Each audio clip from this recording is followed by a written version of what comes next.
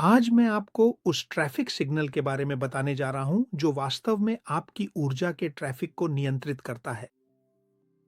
जब इसकी बत्ती हरी होती है तो सारी ऊर्जा आपके फैट स्टोर्स की ओर भेजी जाती है और इस तरह यह सुनिश्चित किया जाता है कि वे भरे रहें।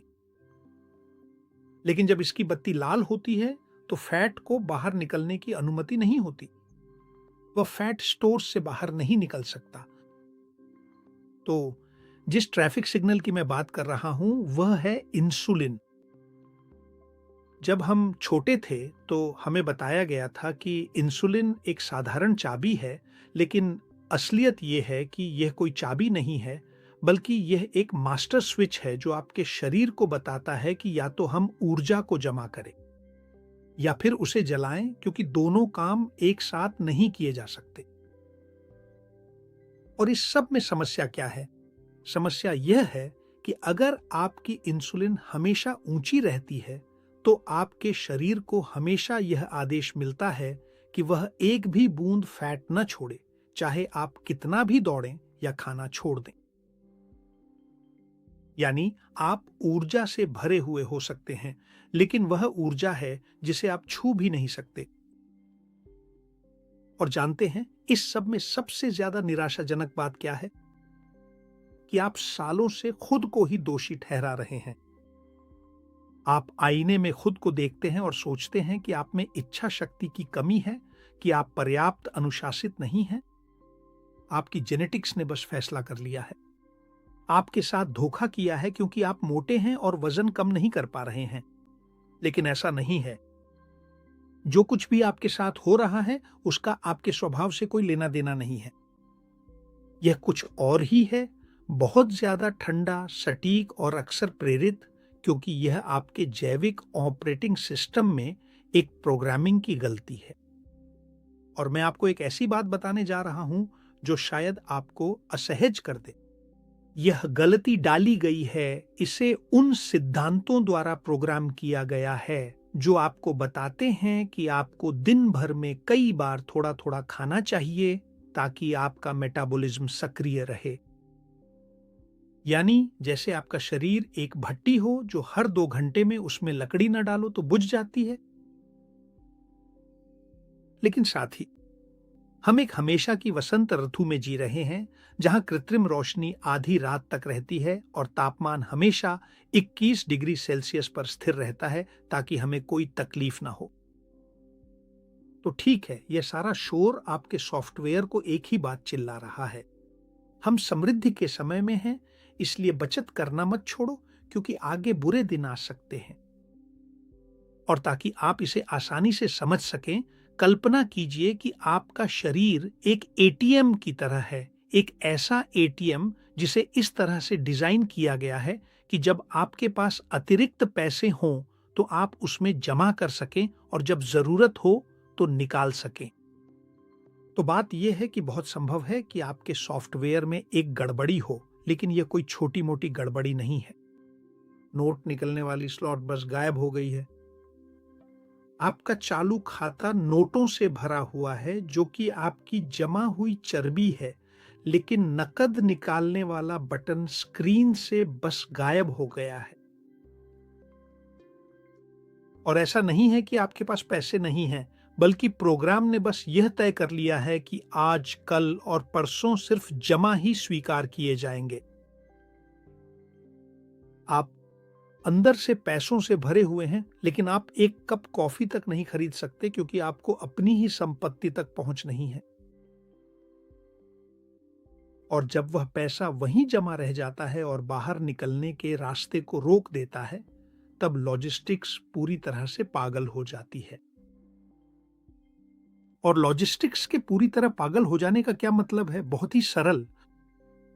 कल्पना कीजिए एक बैंक की, जहां ट्रक लगातार सिक्कों से भरे बोरे लाते जा रहे हैं, लेकिन बाहर निकलने का दरवाजा बंद है।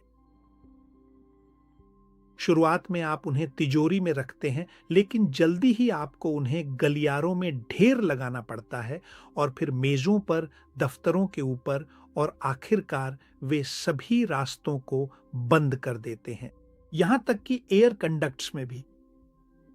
तो यही बिल्कुल आपके शरीर के साथ होता है।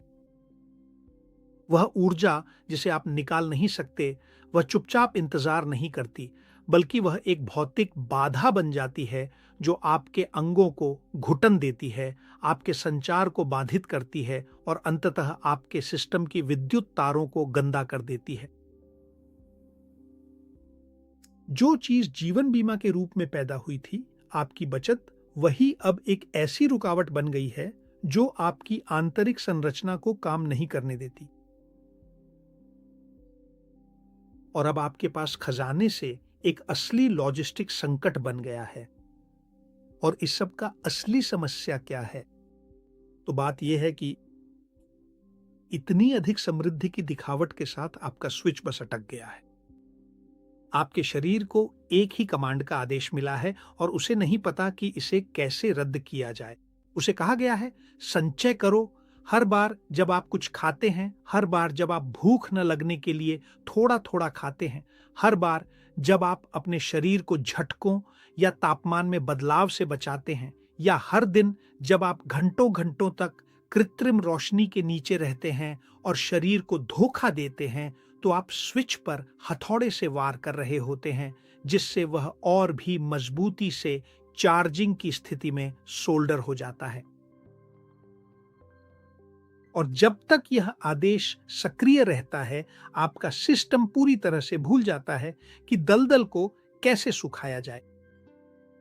यानी आपकी संरचना डूब रही है, नींवें ठहरे हुए पानी में सड़ रही हैं, लेकिन फिर भी आपका सॉफ्टवेयर और अधिक पानी भरने की कोशिश करता रहता है। और इस बिंदु पर गलती मत करना, क्योंकि आज मैं डाइट्स के बारे में बात करने नहीं आया हूं। यह तो ऐसा होगा जैसे हम सतह पर ही रह जाए, कुछ वैसा ही जैसे पोषण के नियम जो उन पत्रिकाओं में होते हैं जिन्हें आप डॉक्टर की क्लिनिक में देखते हैं। मैं जो करने जा रहा हूं वह यह है कि मैं तुम्हारे साथ मशीन रूम में उतरूंगा, हाथ में भौतिकी की किताब लेकर, ताकि तुम समझ सको कि इंसुलिन वह सौम्य चाबी नहीं है जो तुम्हें स्कूल में दिखाई गई थी। तुम्हारी बायोफिजिक्स की वास्तविकता में इंसुलिन एक क्वांटम ध्रुवीयता स्विच है। लेकिन मुझे ऐसे अजीब नजरों से मत देखो। एक क्या? ठीक है, मुझे संक्षेप में समझाने दो कि क्वांटम ध्रुवीयता स्विच क्या होता है। तुम कल्पना करो कि तुम्हारे पास एक चुंबक है। तुम जानते हो कि चुंबकों के दो तरफ होते हैं, एक जो आकर्षित करता है और दूसरा जो धक्का देता है या प्रतिकर्षित करता है। तो ध्रुवीयता बस यही है, वह दिशा जिसमें शक्ति यात्रा करती है। और मैं इसे क्वांटम कहता हूं क्योंकि यह बदलाव तुम्हारी कोशिकाओं की मूलभूत बिजली में इतनी सूक्ष्म स्तर पर होता है कि वहां कोई बीच का रास्ता ही नहीं है। या तो चुंबक आकर्षण मोड में है, यानी वसा को जमा करना, या फिर यह धक्का देने या प्रतिकर्षण मोड में है, यानी उस वसा या ऊर्जा को बाहर निकालना ताकि उसका उपयोग किया जा सके और सिस्टम को साफ किया जा सके। इसमें तुम्हें समझना होगा, यहां कोई बीच का रास्ता नहीं है। और मैं तुम्हें यह बहुत गंभीरता से कह रहा हूं, जब तक तुम्हारा स्विच आकर्षण की स्थिति में फंसा हुआ है, या अगर चाहो तो जिस शब्द का हमें यहां उपयोग करना है, चार्जिंग की स्थिति में है, क्योंकि तुम लगातार उसे संकेत भेजते रहते हो, तो यह शारीरिक रूप से असंभव है। और इसमें मैं तुम्हें फिर से याद दिलाता हूं थर्मोडायनामिक्स के सबसे पवित्र नियमों के तहत, कि तुम्हारा शरीर अपनी खुद की जमा ऊर्जा तक पहुंच सके। कोई फर्क नहीं पड़ता तुम कितना भी कष्ट झेलो, कोई फर्क नहीं पड़ता तुम ट्रेडमिल पर कितना भी दौड़ो, तुम पूरी मैराथन भी दौड़ चुके हो सकते हो, तुम्हारा शरीर अपनी जमा ऊर्जा का इस्तेमाल नहीं करेगा। वो बस उन भंडारों को प्रतिबंधित कर देता है। अगर तुम्हारी ऊर्जा का प्रवाह अंदर की ओर है, तो कुछ भी, बिल्कुल कुछ भी बाहर नहीं निकल पाएगा। तुम एक स्विमिंग पूल को खाली करने की कोशिश कर रहे हो, जबकि उसी समय उसमें 10 पाइप पूरी ताकत से पानी भर रही है। और यही समस्या है। और इसके अलावा यह वह समस्या है जिसे शायद ही किसी ने तुम्हें सुना या समझाया होगा। अब तक किसी ने ठीक से समझाया नहीं है। तो चलो आज हम सीखेंगे कि उस स्विच को कैसे छोड़ें ताकि सफाई आखिरकार शुरू हो सके। और मुझे उम्मीद है कि तुमने इसकी अहमियत समझ ली होगी जिसके बारे में मैं अब बात करने जा रहा हूं। और देखो, मैं नहीं चाहता कि तुम अपने मेटाबॉलिज्म को एक ऐसी भट्टी की तरह देखो जिसमें तुम कोयला डालते रहते हो, क्योंकि यह एक पुराना विचार है। मैं चाहता हूं कि तुम इसे एक अत्यंत सटीक इलेक्ट्रिक सर्किट की तरह देखो।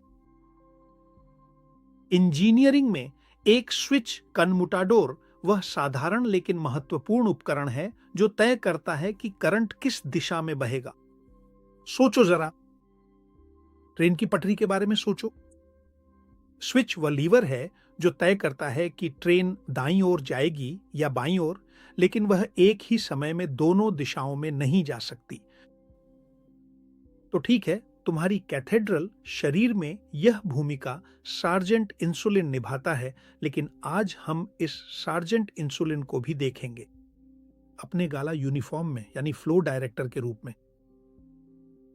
क्योंकि अब तक तुम्हें बताया गया है कि इंसुलिन ऊपर नीचे होता है जैसे ज्वार भाटा, लेकिन असलियत इससे कहीं ज्यादा दिलचस्प है, क्योंकि इंसुलिन असल में तुम्हारी जिंदगी की ध्रुवीयता को उलट देता है। और इसे शायद और भी आसान तरीके से समझाया जाए तो इंसुलिन, धन्यवाद, ये ऊर्जा की यात्रा की दिशा को उलट देता है। तुम एक तरफा सड़क के बारे में सोचो। जब इंसुलिन आता है तो वह एक ट्रैफिक साइन लगा देता है जो कहता है कि सारा ट्रैफिक अंदर की ओर जाएगा। और जब इंसुलिन गायब हो जाता है तो साइन बदल जाता है और कहता है कि सारा ट्रैफिक बाहर की ओर जाएगा। यह असंभव है कि ट्रैफिक दोनों दिशाओं में एक साथ जाए बिना ट्रकों की टक्कर हुए, या तो एक दिशा या दूसरी। और इसी वजह से जब मैं कहता हूं कि इंसुलिन तुम्हारी जिंदगी की ध्रुवीयता को उलट देता है, तो मैं यही बता रहा हूं कि वही तय करता है कि आज तुम जमा करोगे या आज सफाई करोगे। जब तुम्हारे इंसुलिन का स्तर ऊंचा होता है तो तुम्हारा शरीर उस मोड में चला जाता है जिसे मैं लोडिंग मोड कहता हूं। और यहीं पर तुम्हारी कोशिकाओं की बायोफिजिक्स आती है। तुम्हारी हर एक कोशिका की एक झिल्ली होती है, एक त्वचा जो उसे घेरती है, और उस त्वचा में एक वोल्टेज होता है जैसे कोई बैटरी हो, जैसा कि हमने दूसरे वीडियो में भी बात की है। तो इस लोडिंग मोड में वह वोल्टेज पूरी तरह से इंपोर्ट की दिशा में केंद्रित हो जाता है, या आसान भाषा में कहें तो जैसे हम 10 साल के हों समझने के लिए। तुम कल्पना करो कि कोशिका एक विशाल वैक्यूम क्लीनर बन जाती है और जितनी भी शक्कर और पोषक तत्व रक्त प्रवाह के पास से गुजरते हैं वे जबरदस्त ताकत से अंदर खींच लिए जाते हैं। यानी कोशिका एक तरह का ब्लैक होल बन जाती है जहां से कुछ भी बाहर नहीं निकल सकता और सब कुछ अंदर चला जाता है। यह एक बड़े पैमाने पर निर्माण का समय होता है, लेकिन साथ ही जैसे किसी भी निर्माण स्थल पर होता है उसी समय मलबा भी बनता है। और अगर तुम्हारी इस कैथेड्रल में 24 घंटे और हफ्ते के 7 दिन ट्रकों में भर भर कर ईंटें आती ही रहती हैं, तो शुरुआत में तो तुम बहुत ही सुंदर दीवारें खड़ी कर लेते हो, लेकिन आखिर में तुम उन गलियारों में हिल भी नहीं सकते, क्योंकि बचा हुआ फालतू सामान हर जगह पूरी तरह से भर जाता है। यही वह एहसास है जब आप भारीपन, सूजन और ऊर्जा की कमी महसूस करते हैं। आखिरकार आप एक ऐसे निर्माण सामग्री के गोदाम में बदल जाते हैं जिसे आपका शरीर तो खींच लाया है, लेकिन सच तो यह है कि अब उसे समझ नहीं आ रहा कि इसे कहां रखे। और आप सोचेंगे तो मैं क्या करूं कि यह वैक्यूम क्लीनर निगलना बंद करे और बाहर निकालना शुरू करे। और यहीं मैं आपको एक बुद्धिमान व्यक्ति से मिलवाना चाहता हूं, डॉक्टर जॉर्ज कैहिल से। कैहिल हार्वर्ड के एक प्रोफेसर थे जिन्होंने अपना जीवन उपवास और मेटाबॉलिज्म को समझने में समर्पित कर दिया था, और अपने काम से उन्होंने कुछ ऐसा साबित किया जिसने चिकित्सा को पूरी तरह बदल दिया। शरीर में एक मास्टर स्विच होता है जो आपको शुगर जलाना बंद करने और अपनी खुद की चर्बी जलाना शुरू करने की अनुमति देता है। लेकिन उस स्विच को चालू करने के लिए हमें वह चाहिए जिसे मैं इलेक्ट्रिक साइलेंस कहता हूं। और ये क्या है? देखिए, ये बहुत आसान है।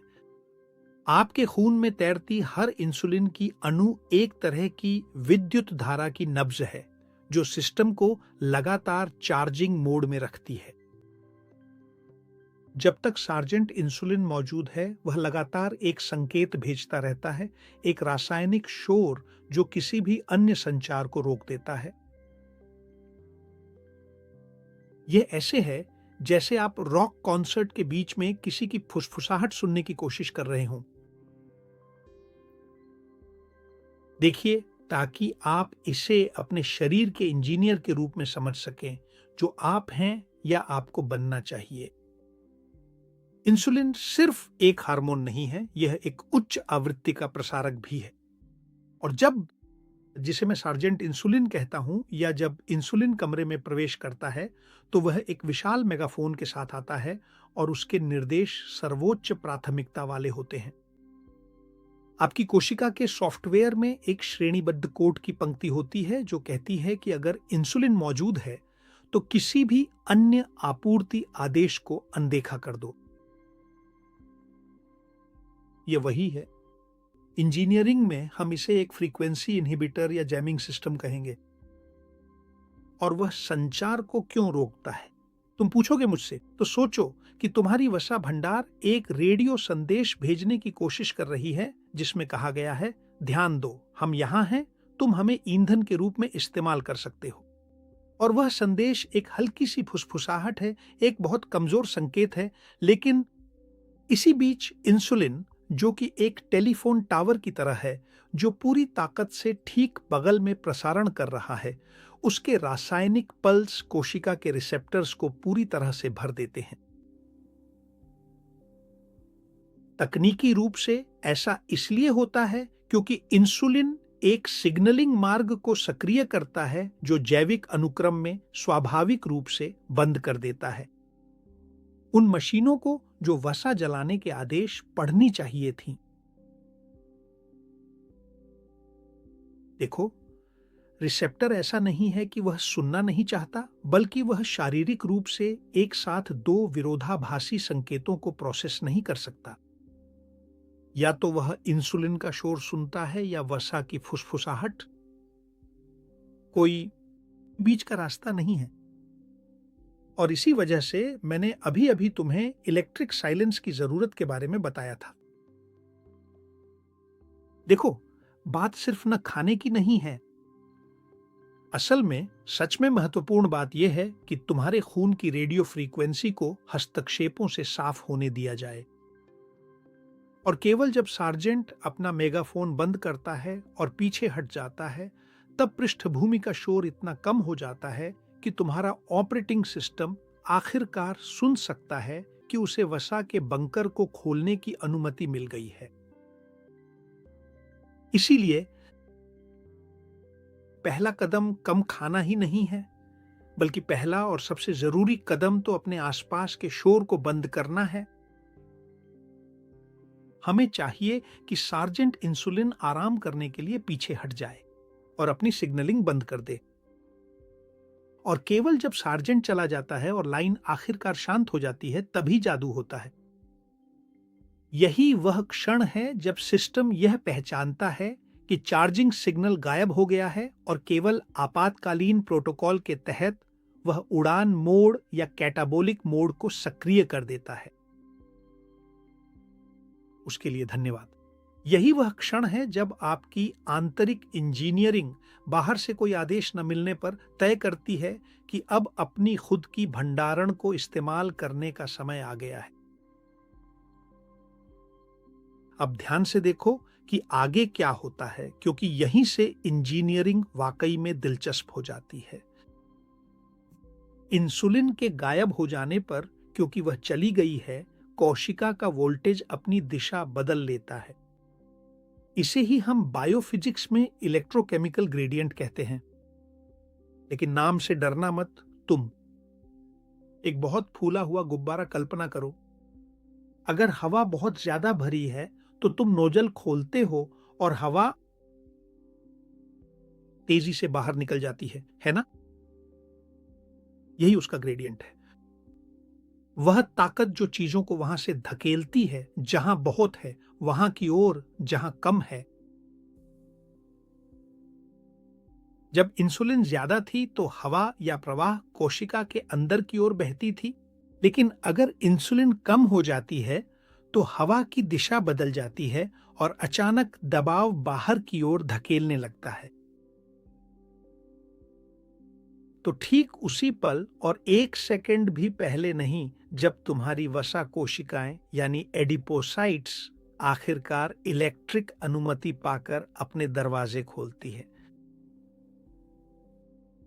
ये ऐसा है जैसे एक तरफा सड़क का ट्रैफिक सिग्नल अचानक रंग बदल दे और तभी जमा की गई ऊर्जा यानी तुम्हारी बचत आखिरकार सतह पर आ सकती है ताकि उसका इस्तेमाल किया जा सके। इसी को निर्यात, एक्सपोर्टेशन कहा जाता है। और अब इस बिंदु पर मुझे चाहिए कि तुम इस मामले की गंभीरता को समझो। देखो, अगर हम ऐसे दुनिया में रहते हैं जहां हम सुबह 8 बजे नाश्ता करते हैं, 11 बजे कुछ खाते हैं, 2 बजे दोपहर का खाना खाते हैं और 10 बजे रात का खाना खाते हैं, तो सार्जेंट इंसुलिन कभी जाता ही नहीं है। वो हमेशा दरवाजे पर अपने मेगाफोन के साथ चिल्लाता रहता है। और क्या होता है? बहुत ही आसान है। चूंकि सार्जेंट कभी आराम नहीं करता, जिस स्विच के बारे में मैंने बात की थी वो हमेशा चार्जिंग की स्थिति में ही रहता है। ये ऐसा है जैसे ये वेल्डेड हो। और ऐसी स्थिति में भौतिकी थर्मोडायनामिक्स के नियम के कारण बिल्कुल ही कठोर हो जाती है। आप एक ही केबल से एक बैटरी को एक साथ चार्ज और डिस्चार्ज नहीं कर सकते, और आप इस स्थिति को तब तक नहीं बदल सकते जब तक कि आप इंसुलिन को कम न करें। क्योंकि अगर स्विच कहता है चार्ज, तो अगर आपके शरीर को ऊर्जा की कमी होती है तो वह घबराहट की स्थिति में चला जाएगा। और देखो, ये कितनी अजीब बात है। कोई फर्क नहीं पड़ता कि आपने अभी अभी एवरेस्ट की चढ़ाई पूरी की है। आपका शरीर जब वह वसा के दरवाजे को नहीं खोल सकता क्योंकि इलेक्ट्रिक लॉक इंसुलिन से बंद है, तो वह आपकी अपनी मांसपेशियों को खाना पसंद करेगा। यह प्रक्रिया आपके शरीर के भीतर मौजूद अपने ही आंतरिक तारों को जलाकर उनमें से कुछ ऊर्जा और ईंधन तो निकाल लेगी, लेकिन यह आपके शरीर में पहले से जमा हुई उस जिद्दी वसा का 1 भी ग्राम नहीं छुएगा। क्या आप समझ रहे हैं? हैरानी की बात तो यह है कि असल में आप एक शानदार दावत के बीच में होने के बावजूद भूख से बेहाल हो रहे हैं। आपका गोदाम पूरी तरह से सामान से भरा हुआ है, लेकिन अब आप उसमें प्रवेश करने के लिए स्विच घुमाने की अपनी शारीरिक क्षमता को खो चुके हैं। और यह शायद और भी गंभीर है। असल में आपने अपने ही शरीर और अपनी ही जिंदगी पर नियंत्रण खो दिया है। सोचिए, यह मामला कितना गंभीर है। लेकिन देखिए, इस अवरोध की असली त्रासदी को समझने के लिए हमें ठीक उसी जगह जाना होगा जहां वह सारा अतिरिक्त भंडार रखा है, जिसे हम बस इस्तेमाल नहीं कर पा रहे हैं। अब हम आपकी कैथेड्रल के गोदामों में प्रवेश करेंगे। हम एडिपोसाइट से मिलेंगे, यानी आपकी वसा कोशिका से। देखिए, बहुत से लोग सोचते हैं कि वसा सिर्फ एक मृत द्रव्यमान है जो हमारे पास अतिरिक्त है, लेकिन असलियत इससे बहुत अलग है। असल में इस व्याख्या से बढ़कर हकीकत कुछ भी नहीं हो सकती। एडिपोसाइट एक उच्च तकनीकी डिब्बा है। इसे ऐसे सोचिए जैसे यह एक लचीला सुरक्षा बैग हो, और उस बैग के अंदर हम ऊर्जा को ट्राइग्लिसराइड्स के रूप में जमा करते हैं। और यहां आता है तकनीकी विवरण। ट्राइग्लिसराइड असल में एक अत्यधिक विशाल और जटिल अणु होता है। ये एक तरह के बहुत ही बड़े और भारी पैकेज जैसा है, जो बैग के बाहर निकलने वाले छोटे दरवाजे से किसी भी तरह से बाहर नहीं निकल पाता है। तो ताकि वह ऊर्जा बैग से निकलकर रक्त प्रवाह में जा सके और तुम्हारे दिमाग या मांसपेशियों को ऊर्जा दे सके, सबसे पहले उसे अनपैक करना पड़ता है। और सिर्फ इतना ही नहीं, बल्कि उसे छोटे छोटे टुकड़ों में भी तोड़ना पड़ता है।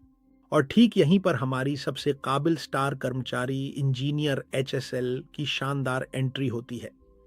असल में हर एक गोदाम या हर एडिपोसाइट कोशिका के अंदर एक बहुत ही जरूरी ऑपरेटर तैनात रहती है, जिसे हम हार्मोन सेंसिटिव लाइपेज कहते हैं, और जिसे आगे से तुम और मैं सिर्फ एचएसएल के नाम से ही पुकारेंगे। और उसका मेंटेनेंस का काम क्या है? बहुत ही आसान है। वह कैंची संभालने की जिम्मेदार है। जब शरीर को ऊर्जा की जरूरत होती है तो एचएसएल उन बड़े पैकेट्स यानी ट्राइग्लिसराइड्स की तरफ दौड़ती है और उन्हें छोटे छोटे टुकड़ों में काट देती है, यानी फैटी एसिड्स में, और फिर उन्हें धक्का देती है बाहर की ओर। उसके बिना ऊर्जा वहीं होती है, लेकिन जैसा कि मैंने कहा, वह फंसी रहती है।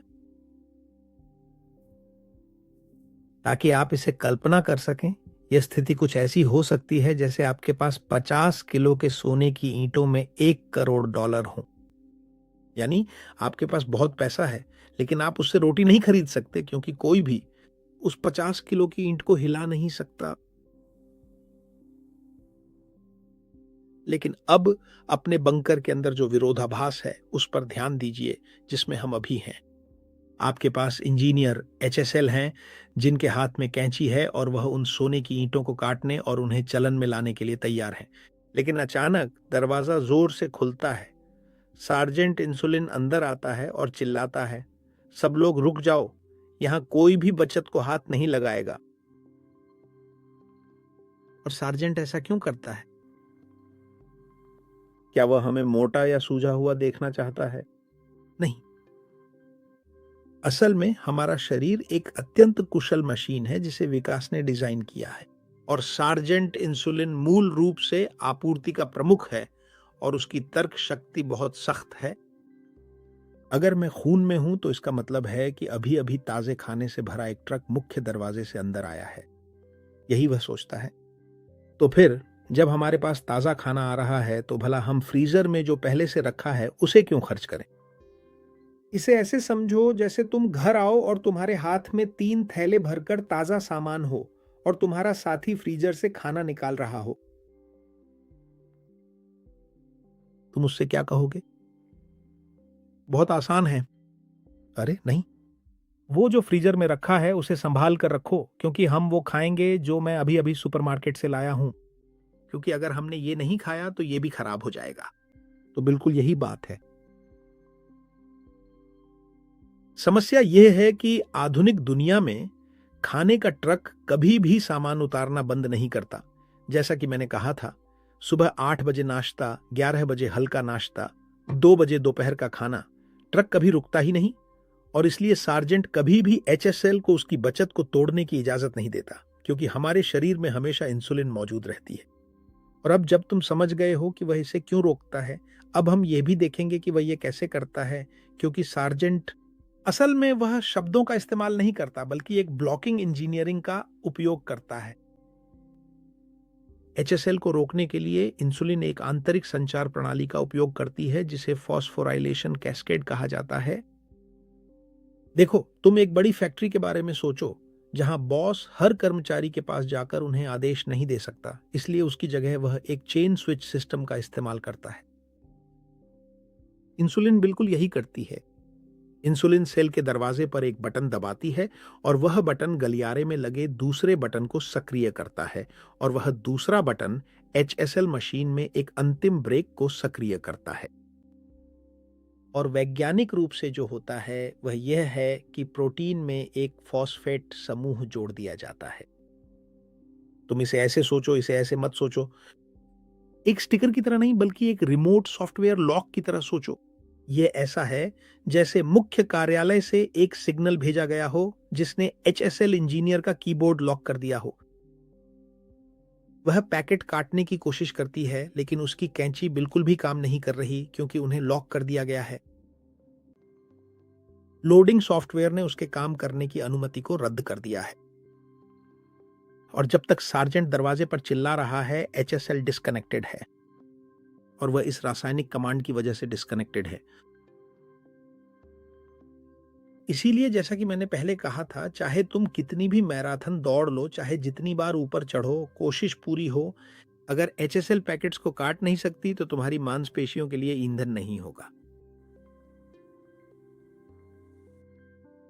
लेकिन यह स्थिति और भी अधिक गंभीर और चिंताजनक हो जाती है, क्योंकि इसमें न केवल इंजीनियर अपना काम करने में असमर्थ हो जाते हैं, बल्कि पूरी की पूरी इमारत ही पूरी तरह से पहुंच से बाहर हो जाती है। और ठीक इसी महत्वपूर्ण मोड़ पर डॉक्टर बेंजामिन बिकमैन ने हमें इस समस्या का समाधान करने वाली अंतिम कुंजी प्रदान की है। बिकमैन ने खोजा कि सिर्फ हाई इंसुलिन ही आदेश नहीं देती, धन्यवाद, रासायनिक रूप से एचएसएल को ब्लॉक करने के अलावा यह कोशिका की भौतिकी को भी बदल देती है, उसे प्रभावित करती है। वसा कोशिका की सतह पर पोटेशियम चैनलों की प्रवाहकीयता, और यह वह कारण बनता है जिसे हम हाइपरपोलराइजेशन कहते हैं। इसे समझने के लिए बुनियादी तौर पर इंसुलिन कोशिका का वोल्टेज इतना शक्तिशाली कर देती है कि वह अपने चारों ओर एक विद्युत बल क्षेत्र बना देती है। एडिपोसाइट अब एक एकदम सुरक्षित और मजबूत बंकर की तरह बन जाता है। यह पूरी तरह से किलेबंद और विद्युतीकृत हो चुका है। क्या आपको एड्रेनालिन याद है? तो वही हार्मोन जो आप व्यायाम करते समय बनाते हैं और जिसे तेजी से चिल्लाना चाहिए, चर्बी छोड़ो, मैं दौड़ रहा हूं। तो इंसुलिन के माध्यम से निर्मित की गई वोल्टेज की इस शक्तिशाली दीवार के कारण एड्रेनालिन का वह महत्वपूर्ण रासायनिक संदेश कोशिका के भीतर प्रवेश करने में पूरी तरह असमर्थ हो जाता है। वह विद्युत ढाल से टकराकर लौट जाता है। यह जीव विज्ञान का सबसे क्रूर विरोधाभास है। आपकी वसा कोशिका ऊर्जा से भरी हुई है, इंजीनियर एचएसएल काम करने के लिए बेताब है, लेकिन इमारत बंद है। हर तरफ ताले लगे हैं, फोन कटे हुए हैं और दरवाजे विद्युतीकृत हैं। आप ऊर्जा के इस विशाल सैलाब के बीच में भी कोशिकीय स्तर पर भूख से तड़प रहे हैं और मर रहे हैं। और यह आपकी इच्छा शक्ति की कमी के कारण नहीं है, यह पूरी तरह से एक तकनीकी अवरोध है। यह समझना आपके लिए बहुत जरूरी है। मैं आपके सामने जो दृश्य पेश कर रहा हूं वह देखिए, लेकिन यह एक वास्तविक परिदृश्य है और मैं चाहता हूं कि आप इसे जानें, क्योंकि शायद आपको पता नहीं था कि यह ऐसा है, और अगर आपको यह पता नहीं है तो आप कुछ कर नहीं पाएंगे। इसलिए इसे जानना बेहतर है ताकि आप कुछ कर सकें। और मुझे लगता है कि आप थोड़ा अभिभूत भी महसूस कर रहे होंगे, क्योंकि मैंने अभी अभी आपको आपका खुद का विद्युतीकृत बंकर दिखाया है। हाथ बांधे खड़ी इंजीनियर एचएसएल और ढेर सारे वसा के पैकेट्स जिन्हें आप निकाल ही नहीं सकते। जिस स्थिति के बारे में मैं आपसे बात कर रहा हूं वह असली लॉजिस्टिक अराजकता है। लेकिन क्या आप जानते हैं आपकी इस कैथेड्रल की सबसे अद्भुत बात क्या है? यह चरम परिस्थितियों में जीवित रहने के लिए डिजाइन की गई है। और अगर हम बैकपैक से ऊर्जा नहीं निकाल सकते तो हमें यह पता चलता है कि सिस्टम के पास एक दूसरा वैकल्पिक प्लान बी भी मौजूद है। और यहां आप हैरान रह जाएंगे, सिस्टम गलियारों को साफ करना शुरू कर देता है ताकि कम से कम जो मशीनरी काम कर रही है वह जंग न लगे। और इस योजना को सक्रिय करने के लिए हमें आपके शरीर के 2 मुख्य निदेशकों को जानना होगा। आपकी हर एक कोशिका के मशीन कक्ष में मूल रूप से 2 मास्टर सेंसर होते हैं जो नियंत्रण के लिए लगातार लड़ाई में रहते हैं। स्विच का ये हैं एमटोर और एएमपीके। देखिए, इसे ऐसे कल्पना कीजिए, ये 2 ऐसे निदेशक हैं जो एक दूसरे से जानलेवा नफरत करते हैं और कभी भी किसी भी परिस्थिति में एक साथ काम नहीं कर सकते। अगर एक कमरे में आता है तो दूसरा खिड़की से भाग जाता है। पहला है ईएमटोर। यह मुख्य रूप से इंसुलिन सार्जेंट का सबसे बड़ा मुखिया माना जाता है और इसका असली तकनीकी नाम मैमेलियन टारगेट ऑफ रैपामाइसिन है, लेकिन हमारे समझने के लिए यह बस शरीर के निर्माण कार्य का सबसे प्रमुख मुखिया है। जब ईएमटोर चालू होता है तो बस एक ही आदेश होता है, बढ़ो और गुणा करो। यह एक निर्माण की स्थिति है। लगातार नए ईंटें लाई जाती हैं, मचान खड़े किए जाते हैं, लेकिन जैसे किसी भी लगातार चलने वाले निर्माण में होता है, वैसे ही कचरा, खाली पेंट के डिब्बे, मलबा, खुले तार, सीमेंट के टुकड़े जमा होने लगते हैं। और इस एमिटोर के आदेश में गिरजाघर बढ़ता है। हाँ, निश्चित रूप से बढ़ता है, लेकिन वह गंदगी से भर जाता है जिसे कोई भी साफ करने के लिए नहीं रुकता। दूसरा है एएमपीके। ये लॉजिस्टिक्स और सर्वाइवल का इंजीनियर है, और यहीं पर विज्ञान सचमुच रोमांचक हो जाता है। देखो, एएमपीके इंजीनियर को कैसे पता चलता है कि उसे किस समय मंच पर आना चाहिए, क्योंकि वह खाना नहीं देखता। वह जो देखता है वह है तुम्हारी बैटरियां। तकनीकी रूप से एएमपीके जो मापता है वह है एटीपी और एएमपी के बीच का अनुपात, ताकि तुम इसे फिर से वैसे ही समझ सको जैसे हम छोटे बच्चे हों। तुम कल्पना करो कि एटीपी एक चमचमाती सोने की सिक्का है जो पूरी तरह से ऊर्जा से भरा है और खर्च करने के लिए तैयार है। और जब तुम उस ऊर्जा का इस्तेमाल करते हो तो वह सिक्का अंत में बदल जाता है और एएमपी बन जाता है, जो एक पुराना तांबे का सिक्का जैसा है, हल्का और लगभग, जैसा कि हम कहेंगे, खाली। तो जब एएमपी के इंजीनियर यह पता लगाता है कि तुम्हारे मंदिर में उन तांबे के पुराने खर्च हो चुके सिक्कों की संख्या बहुत ज्यादा है, यानी एएमपी बहुत है, और सोने के सिक्के बहुत कम हैं, यानी एटीपी बहुत कम है, तब वह एक तरह के नियंत्रित घबराहट में आ जाता है। लेकिन वह सिर्फ एक बटन दबाने तक सीमित नहीं रहता। जो वह करता है वह यह है कि वह नियंत्रण कक्ष में घुस जाता है और सचमुच एक असली कमान संभालने की कार्रवाई करता है। वह एक आपातकालीन संकेत सक्रिय करता है जो कुछ ऐसा कहता है, सज्जनों, निर्माण कार्य समाप्त हो गया है। अब से हम बचत और सफाई मोड में चले जाते हैं, लेकिन मामला यह है कि सफाई, या तकनीकी शब्दों में कहें तो ऑटोफैगी की प्रक्रिया, तब तक शुरू नहीं हो सकती जब तक शरीर के भीतर निर्माण का मुख्य नियंत्रक, जिसे एमटीओआर कहते हैं, नई दीवारें खड़ी करने के काम में व्यस्त रहता है। आखिरकार यह पूरी तरह से सॉफ्टवेयर की प्राथमिकता का मामला है। हम या तो निर्माण करते हैं या पुनर्चक्रण, क्योंकि यहां दोनों के लिए संसाधन नहीं है, दोनों के लिए नहीं। और फिर एएमपी के एक साथ दो काम करता है। सबसे पहले यह एमटीओआर पर झपटता है और उसे शारीरिक रूप से ब्लॉक कर देता है। कल्पना करो कि संकट के समय का इंजीनियर मुखिया की कंक्रीट मिक्सर को ही बंद कर दे, तो यही बिल्कुल वही है जो वह करता है। क्योंकि जब तक एमटीओआर चालू है, ऑटोफैगी पर रोक रहेगी, और इसलिए एएमपीके की पहली कार्रवाई बिल्डर को नॉकआउट करना है। लेकिन फिर दूसरी चीज आती है। एक बार जब उसने निर्माण को शांत कर दिया तो एएमपीके असली सफाई मशीन की ओर दौड़ता है और उसे जगाने के लिए एक बिजली का झटका देता है। वैज्ञानिक इसे फॉस्फोराइलेशन कहते हैं। और बिल्कुल उसी खास पल में, जब वह बिल्डर पूरी तरह बेहोश पड़ा है और सफाई करने वाली मशीनरी को उसका जोरदार झटका मिल चुका है, तब वे महत्वपूर्ण योजनाएं सक्रिय और प्रभावशाली हो जाती हैं जिन्हें योशिनोरी ओसुमी ने खोजा था, और जिनके बारे में मैं अब विस्तार से और गहराई से आगे बताने जा रहा हूं। यही वो प्रक्रिया है जिसे आधिकारिक तौर पर ऑटोफैगी की शुरुआत कहते हैं। और मुझे यकीन है कि आपने ऑटोफैगी शब्द सुना होगा। मूल रूप से इसका मतलब है खुद को खाना। लेकिन मैं चाहता हूं कि आप समझें कि डॉक्टर योशिनोरी ओसुमी ने कितनी बड़ी खोज की थी, जिसके लिए उन्हें 2016 में नोबेल पुरस्कार मिला। ओसुमी ने सिर्फ इतना नहीं कहा कि कोशिका खुद को साफ करती है।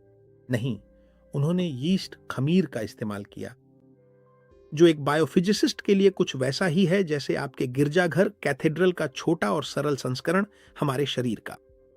और उन्होंने ऐसा इसलिए किया ताकि सफाई के सटीक नक्शे यानी एटीजी जीन खोजे जा सकें। और उन्होंने यह भी खोजा कि जब एएमपी के आदेश देता है तो कोशिका एक अद्भुत इंजीनियरिंग मशीनरी बनाती है जिसे ऑन्टोफेगोसोम कहते हैं। और अब आप कल्पना कीजिए कि यह एक तरह की डबल मेम्ब्रेन वाली कचरे की थैली है, जैसे एक मजबूत बुलबुले की तरह। ऑटोफेगोसोम आपकी कोशिका के गलियारों में घूमता है और पुरानी प्रोटीन, वे माइटोकॉन्ड्रिया जो अब ऊर्जा नहीं देते, और वे कैरामेलाइज्ड रिसेप्टर्स जिन्हें शुगर ने बेकार कर दिया है, उन्हें ढूंढता है। वह उन्हें उस थैली में लपेटता है और सीधे लाइसोसोम तक ले जाता है। लाइसोसोम है कोशिका का पिघलाने वाला भट्ठी, और वहां अम्लीय एंजाइमों की एक श्रृंखला के माध्यम से सारा कचरा अपने सबसे बुनियादी हिस्सों में टूट जाता है। अमीनो एसिड, साधारण वसा, ये ऐसे है जैसे अलग अलग लेगो के टुकड़े हों। और यहां फिर से मुख्य इंजीनियर की प्रतिभा सामने आती है। पता चलता है कि आपका शरीर इन टुकड़ों को फेंकता नहीं है, वह इनका इस्तेमाल नए और चमकदार घटक बनाने के लिए करता है। यह एंट्रोपी का अधिकतम अनुकूलन है। अव्यवस्था को, गिरजाघर को नष्ट करने देने के बजाय हम अपनी ही गंदगी का उपयोग स्तंभों की मरम्मत के लिए करते हैं।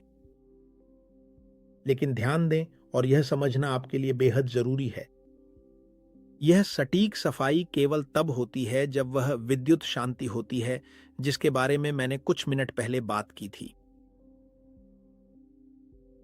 जैव भौतिक दृष्टिकोण से एमटीओआर और एएमपी के एक झूले की तरह हैं जो बच्चों के पार्क में होता है।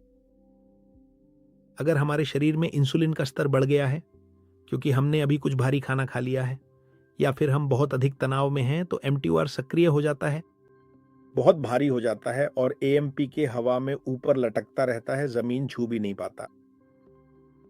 यानी जब तक सामग्री का ट्रक, यानी जब तक इंसुलिन मुख्य दरवाजे पर ईंटें उतारना बंद नहीं करता, तब तक गहरी सफाई को सक्रिय करना शारीरिक रूप से असंभव है।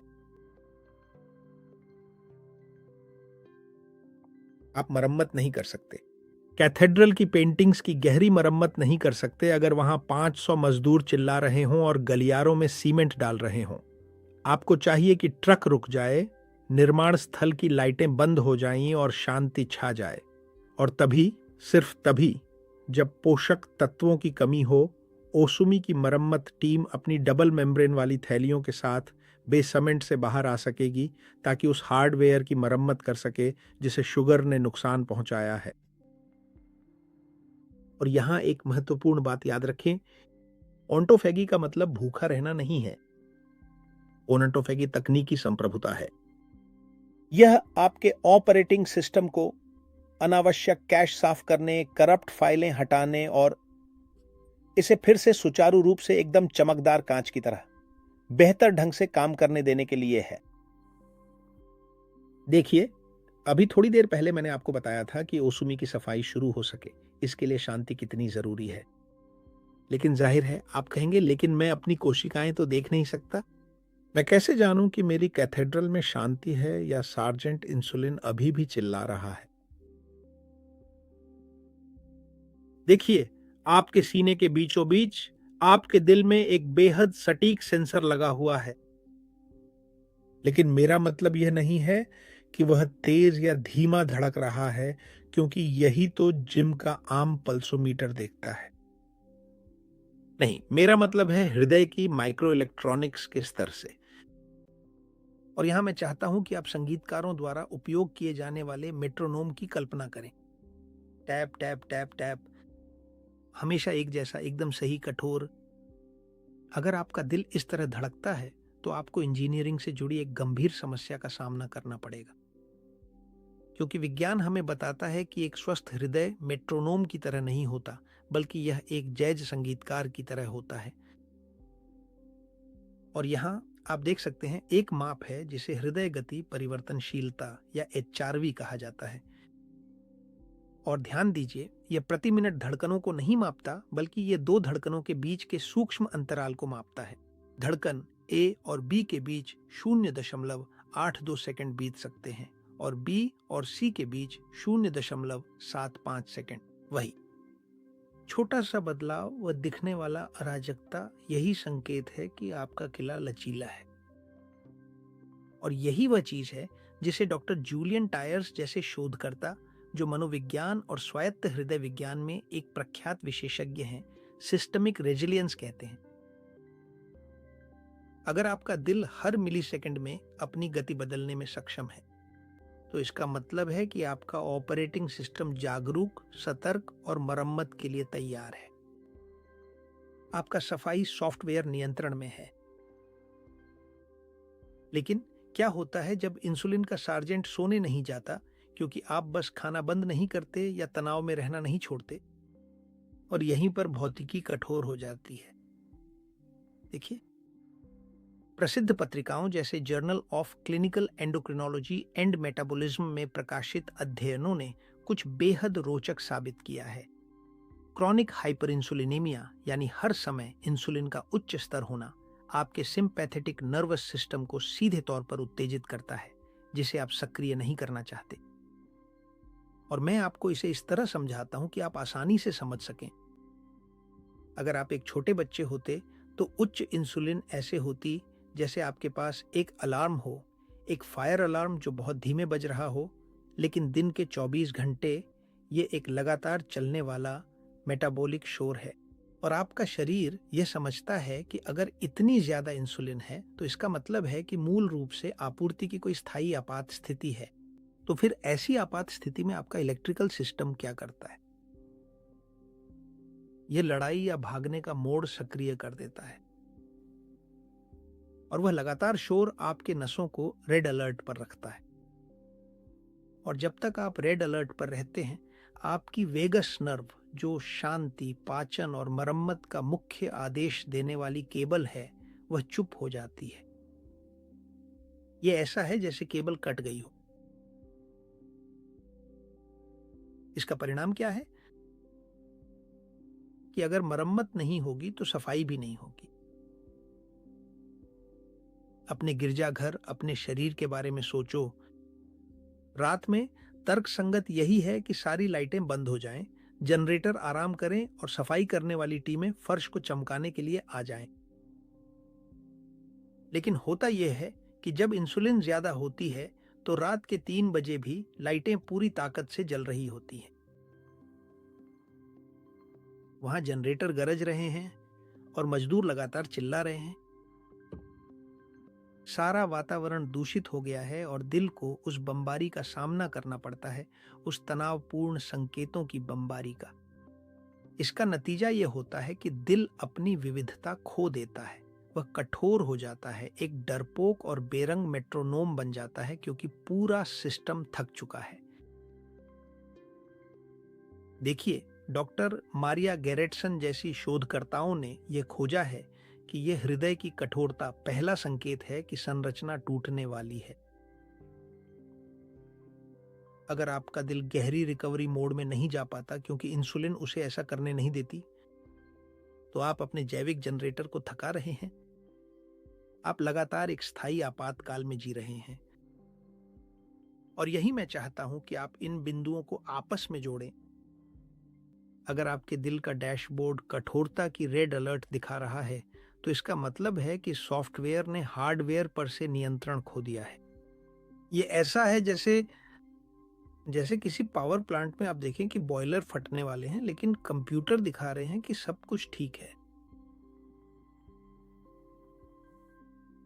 जब सॉफ्टवेयर यानी जब इंसुलिन की रासायनिक प्रक्रिया एक अनंत लूप में फंस जाती है, तो आप यह उम्मीद नहीं कर सकते कि प्रोग्राम खुद ही ठीक हो जाएगा, क्योंकि अगर आप इंतजार करेंगे तो संरचना ढह जाएगी।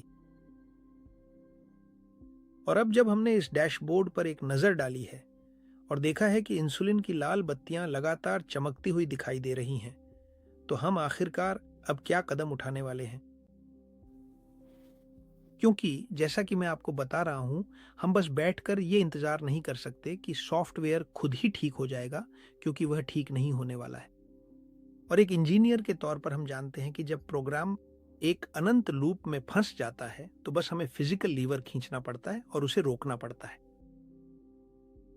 चूंकि ऑपरेटिंग सिस्टम लॉक हो गया है, हम एक इंजीनियरिंग हस्तक्षेप करने जा रहे हैं जिसे हम मैन्युअल ओवरराइड जैसा कुछ कहते हैं, यानी हार्डवेयर पर सीधी कार्रवाई, ताकि स्विच को जबरदस्ती अनलॉक किया जा सके, चाहे केमिस्ट्री की इजाजत हो या ना हो। और मैं चाहता हूं कि आप इसे अच्छी तरह समझें। यह वजन कम करने के लिए कम खाने का मामला नहीं है, क्योंकि वह तो अकाउंटेंट की अंकगणित है और हम इंजीनियर हैं। हम जो करने जा रहे हैं वह है उच्च आवृत्ति के भौतिक संकेत भेजना। धन्यवाद। सीधे तुम्हारे कैटाडल की नींव तक। और हम इतनी शक्तिशाली शारीरिक क्रियाएं करेंगे कि हार्डवेयर को केवल जीवित रहने की आवश्यकता के कारण उस स्विच को मैन्युअली अनलॉक करने के लिए मजबूर होना पड़ेगा, चाहे सार्जेंट हमें अनुमति दे या न दे। और ध्यान से नोट करो, क्योंकि ये हैं वे 3 बायोफिजिकल रेस्क्यू तकनीकें जो तुम्हारे दिल को शांति और तुम्हारी कोशिकाओं को स्वच्छता लौटाएंगी। यहीं से तुम्हारा रेस्क्यू प्रोटोकॉल शुरू होता है। सबसे पहले डाइट्स को भूल जाओ और कैलोरी गिनना भी छोड़ दो। जैसा कि मैंने कहा, वह तो बस अकाउंटेंट की गणित है। अगर तुम्हारे दिल का सेंसर हमें बताता है कि सिस्टम शोर से भर गया है और चार्जिंग स्विच ब्लॉक हो गया है, तो हमें हस्तक्षेप करना होगा। हम रसायन विज्ञान से अनुमति नहीं मांगेंगे। हम सीधे सीधे भौतिकी का उपयोग करके सिस्टम को रीसेट करने के लिए मजबूर करेंगे। तो अब मैं तुम्हें 3 उच्च आवृत्ति वाली तकनीकें बताने जा रहा हूं जो तुम्हारे दिल को शांति और तुम्हारी कोशिकाओं को स्वच्छता लौटाएंगी। पहली तकनीक है रिदम को वापस पाना। बहुत आसान है। मैं चाहता हूं कि तुम उपवास को भूखा रहने के रूप में देखना बंद करो, क्योंकि यह बहुत ही सीमित सोच है। लगभग ऐसा मानो यह कोई सज्जा हो। हमारे मंदिर में उपवास एक तकनीकी रखरखाव की अवधि है। और यह क्यों जरूरी है? तो देखो, यहीं पर सॉल्क संस्थान के डॉक्टर सचिन पांडा आते हैं। पांडा दुनिया के प्रमुख विशेषज्ञों में से एक हैं, जिन्हें हम सर्केडियन रिदम्स कहते हैं। पांडा ने यह साबित किया है कि हमारा मेटाबॉलिज्म कोई सीधी रेखा नहीं है जो हमेशा एक जैसा काम करता है। नहीं, उन्होंने यह दिखाया है कि यह एक दोलित्र है, जैसे घड़ी का पेंडुलम। और देखो, बायोफिजिकली तुम्हारी कोशिका झिल्ली एक कंडेंसर की तरह काम करती है। यह तो तुम पहले से जानते थे। और एक कंडेंसर एक इलेक्ट्रॉनिक घटक है जो ऊर्जा को संचित करता है, लेकिन इसकी भी एक सीमा होती है। अगर आप इसे 24 घंटे बिना रुके चार्ज करते रहते हैं, तो होता यह है कि इसके अंदर जो इंसुलेटिंग मटेरियल है, यानी डाइलेक्ट्रिक, जिसके बारे में हमने पहले भी बात की है, वह गर्म हो जाता है, खराब होने लगता है और आखिरकार जल जाता है। इसी को चिकित्सा में सूजन कहा जाता है, लेकिन हम इसे डाइलेक्ट्रिक की विफलता कहते हैं। जब आप खाने के घंटों को सीमित करते हैं, तो आप एक तरह की इलेक्ट्रिक शांति की खिड़की बना रहे होते हैं। आप अपनी झिल्ली के कंडेंसर को एक राहत दे रहे होते हैं और उस शांति में वोल्टेज स्थिर हो जाता है, इंसुलेटर ठंडा हो जाता है और ध्रुवीयता का स्विच, जो असहनीय दबाव में था, आखिरकार खुद को छोड़ सकता है और अपनी विश्राम की स्थिति में लौट सकता है।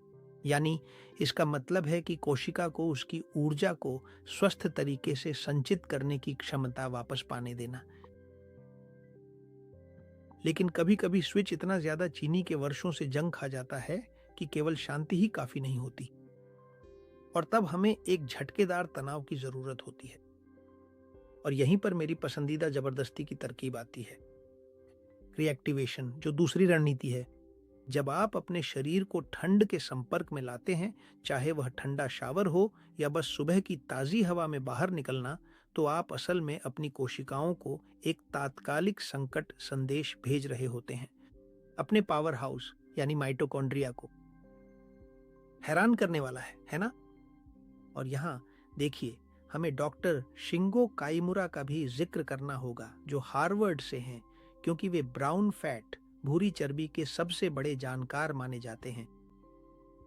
और यहाँ ध्यान से देखिए, सफेद चर्बी जो आपके शरीर में अतिरिक्त होती है और दिखती भी है, वह सिर्फ एक निष्क्रिय भंडार है, लेकिन भूरी चर्बी एक हाई टेक्नोलॉजी वाली भट्टी है। ठंड एक जादुई प्रोटीन को सक्रिय कर देती है जिसे UCP1 कहा जाता है, और इंजीनियरिंग में इसे हम नियंत्रित शॉर्ट सर्किट कहेंगे। आमतौर पर माइटोकॉन्ड्रिया ऊर्जा बनाती है, लेकिन जब ठंड के कारण UCP एक सक्रिय हो जाती है तो माइटोकॉन्ड्रिया ऊर्जा बनाना बंद कर देती है और केवल गर्मी पैदा करने लगती है। और इसका इंसुलिन से क्या लेना देना है? सब कुछ। क्योंकि जब शरीर को ठंड से जमने का खतरा होता है, जैसा कि मैंने अभी बताया, तो यह एक आपातकालीन प्रोटोकॉल सक्रिय कर देता है जो सार्जेंट इंसुलिन के आदेशों की अनदेखी करता है। यानी गर्मी के लिए जीवित रहना बचत से ज्यादा महत्वपूर्ण है। और होता यह है कि ठंड इस प्रक्रिया को बायपास कर देती है। यह बंकर के इलेक्ट्रिक ब्लॉकेज को पार कर देता है और स्विच को डिस्चार्ज की ओर मोड़ने के लिए मजबूर करता है, जिससे ग्लूकोज और फैट बहुत तेजी से जलने लगते हैं। देखो, हमने अभी अभी कैसा पुल बना लिया है। इसे एक थर्मल रीसेट है जो केवल थर्मोडायनामिक जरूरत के कारण स्विच को खोल देता है। लेकिन इससे भी आगे आइए तीसरे बिंदु पर चलते हैं। आखिरकार अगर रसायन विज्ञान ने हमें धोखा दिया है और ठंड ने हमें जगा दिया है, धन्यवाद। अब हम गलियारों को पूरी तरह से साफ करने के लिए यांत्रिक तरीका अपनाएंगे। इसे मैं वैक्यूम एक्सरसाइज कहता हूं। देखो, अपने मांसपेशियों को ऐसे सोचो जैसे वे इंजन हैं जिनका अपना छोटा सा ईंधन टैंक होता है। इसे ग्लाइकोजन कहते हैं, जो वह शुगर है जिसे मांसपेशियां संचित करती हैं। जब आप कोई तीव्र गतिविधि करते हैं तो आप मूल रूप से उन टैंकों को खाली कर देते हैं, और उन्हें खाली करने से इंजन के अंदर एक असली दबाव का वैक्यूम बन जाता है। देखिए, कोपेनहेगन विश्वविद्यालय के डॉक्टर एरिक रिक्टर जैसे शोधकर्ताओं ने कुछ ऐसा साबित किया है जो अविश्वसनीय लगता है। पता चला है कि जब मांसपेशी जोर से संकुचित होती है तो वह सक्रिय हो जाती है, एक रास्ता जिसे AMPK कहा जाता है। क्या आपको हमारे लॉजिस्टिक्स इंजीनियर की याद है जिसके बारे में मैंने कुछ मिनट पहले बताया था? हाँ, वही है। और यह रास्ता इतना शक्तिशाली है कि यह शुगर की एंटेना यानी GLUT4 को सतह पर आने के लिए मजबूर कर देता है, वो भी बिना इंसुलिन के। यह ऐसा है जैसे गिरजाघर का मुख्य दरवाजा सार्जेंट द्वारा बंद कर दिया गया हो, लेकिन आप केवल यांत्रिक आवश्यकता के कारण बस सभी साइड की खिड़कियां खोल देते हैं ताकि आपूर्ति अंदर आ सके। इस खालीपन को बनाकर शरीर को मजबूरन स्विच की ध्रुवीयता को मैन्युअली बदलना पड़ता है ताकि कहीं से भी ऊर्जा निकाल सके, यहां तक कि उस बंकर वाली चर्बी से भी, ताकि मांसपेशी में जो खाली जगह बनी है उसे भर सके। और देखो, ये कैलोरीज की वजह से नहीं है जो तुम चलते समय जलाते हो, बल्कि यह उस सुफेक्शन प्रभाव के कारण है जो तुम अपने सिस्टम में आने वाले घंटों तक बनाए रखते हो। तुमने केवल दबाव के नियमों का उपयोग करके लॉर्ड का निर्यात करने के लिए मजबूर कर दिया है। लेकिन अब मुझे 1 मिनट और दो, क्योंकि मुझे लगता है कि जो कुछ मैंने अभी समझाया है उसे दोहराना बहुत जरूरी है। ध्यान से देखो उस ऑपरेशन के नक्शे को जो हमने अभी अभी तैयार किया है। हमने कम खाने की बात नहीं की है। जो हम कर रहे हैं वह है अपनी खुद की जैविक प्रणाली पर 3 मूलभूत शक्तियों का उपयोग करके एक पिंसर चाल चलना। एक तरफ विद्युत मौन। जब आप अपने खाने के घंटों को सीमित करते हैं तो आप जो कर रहे हैं वह यह है कि आप चार्ज करना बंद कर देते हैं कंडेंसर से, और आप अपनी कोशिकाओं के इंसुलेटर को ठंडा होने देते हैं ताकि वह सूजन के कारण जलना बंद कर दे। दूसरा, क्रिएक्टिवेशन के साथ आप एक थर्मल इमरजेंसी का उपयोग करते हैं ताकि सार्जेंट इंसुलिन के सॉफ्टवेयर पर एक ब्रिज बना सकें। यानी आप स्विच को डिस्चार्ज की ओर घुमाने के लिए मजबूर कर रहे हैं ताकि वसा को एक बेहद तेज गति से जलाया जा सके। और तीसरा, वैक्यूम एक्सरसाइज के साथ हम ये करते हैं कि हम यांत्रिकता का उपयोग करके ऊर्जा को बाहर की ओर खींचते हैं, क्योंकि जब आप अपने मांसपेशियों को जोर से संकुचित करते हैं तो आप AMPK मार्ग को सक्रिय करते हैं और बिना इंसुलिन की अनुमति के शुगर के लिए दरवाजे खोल देते हैं। ये एक समन्वित हमला है। ये समय, तापमान और यांत्रिकता का उपयोग करके उस जंग लगे स्विच को एक बार और हमेशा के लिए घुमाने के लिए मजबूर करना है। तो जैसा कि आपने आज देखा, अपनी सेहत वापस पाना किसी खाने की प्लेट के खिलाफ इच्छा शक्ति की लड़ाई नहीं है। नहीं, मूल रूप से यह तकनीकी संप्रभुता का कार्य है। अगर आप उस स्विच को 24 घंटे चार्ज मोड में रखते हैं, तो आपकी कैथेड्रल अपनी ही बचत के बोझ तले ढह जाएगी। आपको मौन का महत्व समझना सीखना होगा, यानी आपको संकेत को बंद करना, खाना बंद करना, उपवास करना सीखना होगा। और जब आप अपनी ध्रुवीयता वापस पा लेते हैं, तो आप अपनी चमकने की क्षमता वापस पा लेते हैं। आप होना बंद कर देते हैं एक अपनी ही संचित ऊर्जा के कैदी बनने के बजाय आप असली मुख्य इंजीनियर बन जाते हैं, जो तय करता है कि कब निर्माण करना है और सबसे बढ़कर कब सफाई करनी है। लेकिन ध्यान रहे, हमारी भूमिका यहीं खत्म नहीं होती, क्योंकि अगर आपने स्विच चलाना सीख भी लिया है, तो भी कोई फायदा नहीं अगर आपकी कोशिकाओं ने यह तय कर लिया हो कि उन्होंने नॉइज कैंसिलिंग हेडफोन पहन लिए हैं। कभी कभी उन पर इतना ज्यादा बमबारी हुई होती है कि आपका सिस्टम इलेक्ट्रिकल बहरापन झेलने लगता है, यानी कि एंटेना वे ट्रांसपोर्टर GLUT4 जिनके बारे में मैंने आपको बताया था, बस शोर से बचने के लिए तहखाने में छुप जाते हैं ताकि जल न जाएं। अगले चरण में हमारी इस विस्तृत इंजीनियरिंग में हम सीखेंगे कि एक बायोफिजिकल बाईपास को सफलतापूर्वक कैसे करना है। हम आपके ऑपरेटिंग सिस्टम की स्टैटिक को साफ करेंगे ताकि आपका शरीर और निश्चित रूप से मेरा भी न केवल ऊर्जा छोड़ सके, बल्कि सिग्नल को फिर से पूरी स्पष्टता के साथ सुन सके। यहां बात मशीन पर नियंत्रण वापस पाने की है और ये जानने की कि आप क्या कर सकते हैं ताकि आपकी कैथेड्रल फिर से चमकने लगे। रास्ता जान लेने के बाद बस उसे चलना ही तो है। अगर आपको यह वीडियो पसंद आया और आपको लगता है कि यह दूसरों के लिए भी उपयोगी हो सकता है, तो आप मुझे बहुत बड़ा उपकार करेंगे अगर आप इसे साझा करें, क्योंकि इससे आप मुझे ज्ञान फैलाने और दूसरों को उस निर्जलीकरण और उस पुराने सुस्ती से जगाने में मदद करेंगे जो शायद उन्हें एक अंधेरी कैथेड्रल में सोए हुए रखती है।